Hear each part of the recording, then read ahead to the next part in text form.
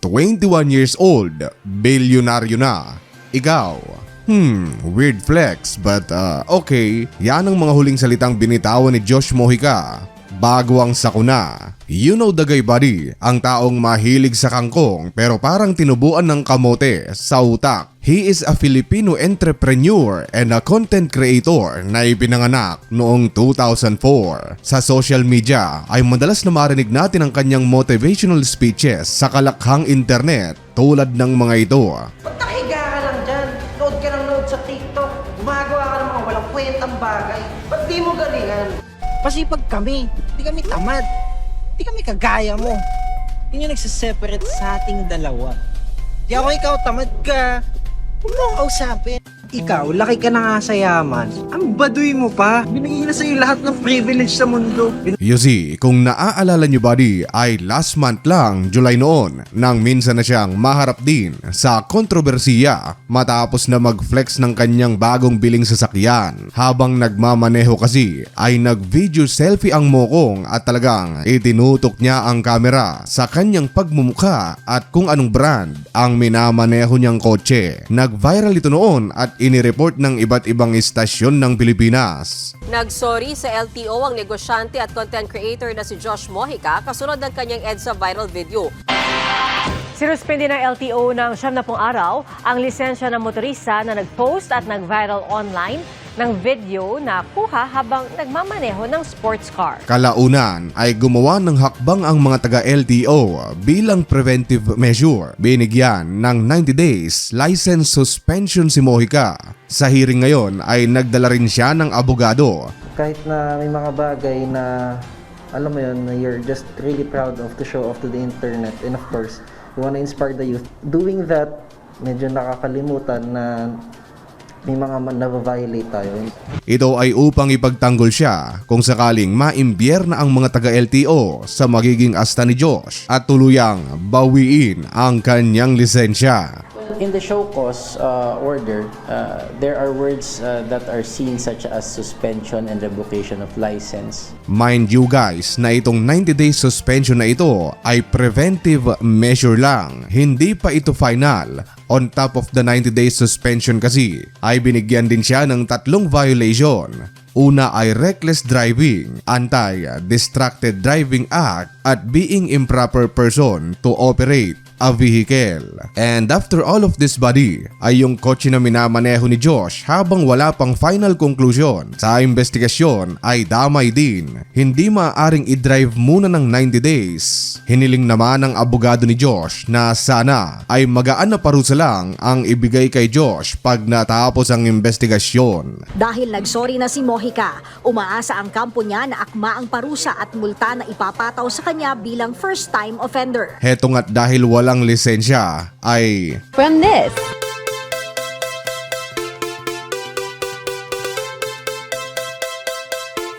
to this. heto naman ang kanyang kotse na binibisita na lang niya habang nakabartolina ng 3 buwan. Lisensya na lang ang kulang. Pan-check muna, wala pa lisensya. LTO, baka naman. Ano? Oh, yun na, under oh. Hop! Tangin na ito, hindi ko pa ka pinipigay. Yung dahil lang yung automatic lang na ano yun eh. Gano? LTO, baka naman. LTO, baka na. Tuto na yung tao oh. Promise din ako mag-cellphone. Ibang tao na lang. Alam mo, nakakulong yung sasakyan eh. Hindi na kami dinadalaw dito. Sabi ko kanina, ano gagawin natin? Sabi ko, dalawin ko muna yung Nagbigay din ng saloobin si Sian Gaza noon at sinabing diploma o lisensya. Shinare ito ni Josh at sinabing parehong wala. Ayon din kay Asek Mendoza ng LTO, anuman ang klase ng sasakyan na minamaneho mo ay dapat matuto pa rin tayong sumunod sa mga batas ng trapiko. If the driver is indeed a content creator, then there is this responsibility for him to set a good example to his followers. We already suspended the driver license of the identified driver for 90 days pending the result of the investigation. At heto na ngayon tayo buddy, after more or less 1 month lang ay buminggo na naman itong si Josh Mojica. Nasa hot seat na naman kasi siya matapos namang i-claim na siya ang youngest billionaire dito sa Pilipinas. And well, akala siguro ni Josh ay pawang mga taong walang tira lang ang nasa internet. Natunugan kasi ang kanyang post ng dating COMELEC Commissioner na si Rowena Guanzon. Well, if it were a strong case, how come up to now he has no affidavit? Because he's still drawing it. That's an elite group, the alpha investors. Sa kanya ngayong over 700,000 followers ay nagpo-post siya ng ilang mga political post tulad nito. Corruption is not bad. Corruption is only bad if I'm not involved. But if I'm part of that corruption, I'll defend it. August 21 nang i-post niya sa kanyang page ang mga katagang, akala ko ang youngest billionaire ay yung may-ari ng Mang Inasal. But nagke-claim itong si Kangkong. Bureau of Internal Revenue Philippines, pakicheck nga ang taxes ng tao na yan. Ito yung timeline ng mga pangyayari buddy. Unang na-post ang billionaire claim na ito sa isang maituturing nating fan page ni Josh Mojica. Umani ito ng almost 5,000 reactions, 1,000 comments at over 1,000 shares din. Sa makatwid ay nag-viral ito buddy. Kalaunan ay nirepost ito sa verified at official Facebook page ni Mojica at tila sinasang-ayunan niya ang claim. Kalaunan nang i-post naman ito ni Guanzon ay binura ito agad ni Mojica at tila nabahag ang buntot. Kung bibisitahin mo ang official Facebook page ni Josh ay hindi mo na ito makikita.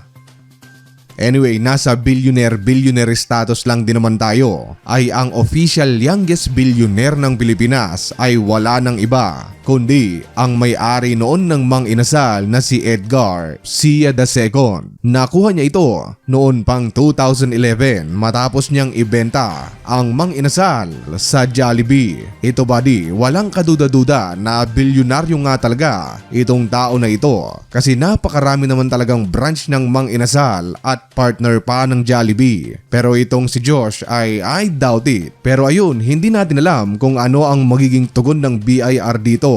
At kung nagbabayad siya ng tamang buwis ay good for him. Isa siyang law-abiding citizen ng Pilipinas. Anyway, para sa akin lang naman ito buddy ay malabo, sobrang labo na bilyonaryo na itong si Josh sa mga oras na ito. Hindi mo kasi ganun kadaling makukuha ang bilyon mo sa pagbebenta lang ng kangkong.